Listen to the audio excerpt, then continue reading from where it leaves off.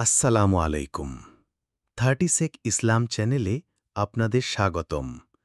সিরাতুন নবী সিরিজের এই বিশেষ পর্বে আজ আমরা জানব মানবজাতির ইতিহাসে অন্যতম শ্রেষ্ঠ নবী, তাওহীদের প্রতীক হজরত ইব্রাহিম আলাইহিসসালামের পবিত্র জীবন কাহিনী। তার জীবন ছিল পরীক্ষা, ত্যাগ এবং আল্লাহর প্রতি অবিচল বিশ্বাসের এক উজ্জ্বল দৃষ্টান্ত। ইব্রাহিম আলাইহিসসালামের জন্ম হয়েছিল ইরাকের বাবেল শহরে এক মূর্তি পূজক পরিবারে। তার পিতা আজর ছিলেন একজন মূর্তি নির্মাতা ও পূজক। ছোটবেলা থেকেই ইব্রাহিম আলাইহিসসালাম মূর্তি পূজার অর্থহীনতা বুঝতে পারতেন। তিনি তার কৌমকে প্রশ্ন করতেন, তোমরা এমন কিছুর পূজা করো কেন যা তোমাদের কোনো উপকার বা ক্ষতি করতে পারে না? তিনি চাঁদ, সূর্য, তারার মতো প্রাকৃতিক নিদর্শনগুলিকে পর্যবেক্ষণ করতেন এবং তাদের উত্থান পতন দেখে নিশ্চিত হতেন যে এদের পেছনে অবশ্যই একজন স্রষ্টা আছেন, যিনি সব কিছু নিয়ন্ত্রণ করেন। এভাবেই তিনি এক আল্লাহর অস্তিত্বের সন্ধান পান। ইব্রাহিম আলাইহিসসালাম তার কওম এবং পিতাকে এক আল্লাহর দিকে আহ্বান জানালেন। তিনি তাদেরকে মূর্তি পূজা ছেড়ে দিতে বললেন এবং বোঝালেন যে এই মূর্তিগুলো আসলে কোনো ক্ষমতা রাখে না। কিন্তু তার কওম তার কথায় কর্ণপাত করল না। তারা ছিল তাদের পূর্বপুরুষদের ধর্মের প্রতি অন্ধ অনুগত।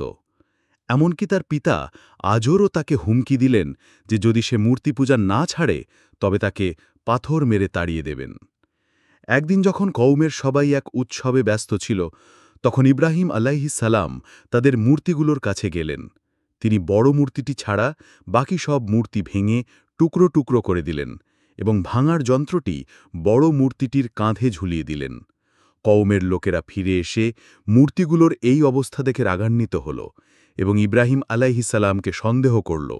যখন তারা তাকে জিজ্ঞাসা করল, তুমি কি আমাদের দেবদেবীগুলোর সাথে এমন করেছ হে ইব্রাহিম? তিনি উত্তর দিলেন, বরং তাদের এই বড় মূর্তিটাই করেছে। যদি তারা কথা বলতে পারে তাহলে তাদেরকেই জিজ্ঞাসা করো। তখন কওমের লোকেরা নিজেদের ভুল বুঝতে পারল যে এই মূর্তিগুলি আসলে অক্ষম, কিন্তু তাদের অহংকার তাদের সত্য গ্রহণ করতে দিল না। ক্রোধে উন্মত্ত হয়ে তারা ইব্রাহিম আলাইহিসসালামকে আগুনে পুড়িয়ে মারার সিদ্ধান্ত নিল। তারা এক বিশাল অগ্নিকুণ্ড তৈরি করল এবং ইব্রাহিম আলাইহিসসালামকে তার মধ্যে নিক্ষেপ করল।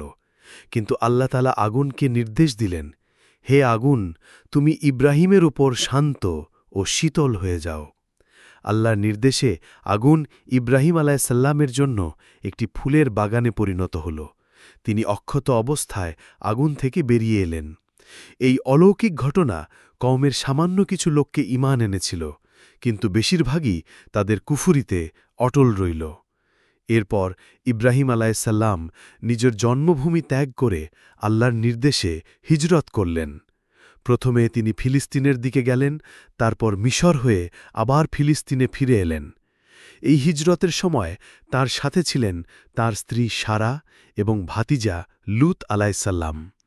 আল্লাহ তাআলা তাকে সন্তান দান করার প্রতিশ্রুতি দিয়েছিলেন, কিন্তু দীর্ঘকাল সন্তানহীন থাকার পর সারা আলাইহিসসালামের সম্মতিতে তিনি দাসী হাজেরা আলাইহিসসালামকে বিবাহ করলেন এবং তাদের কোল আলোকিত করে জন্ম নিলেন ইসমাঈল আলাইহিসসালাম।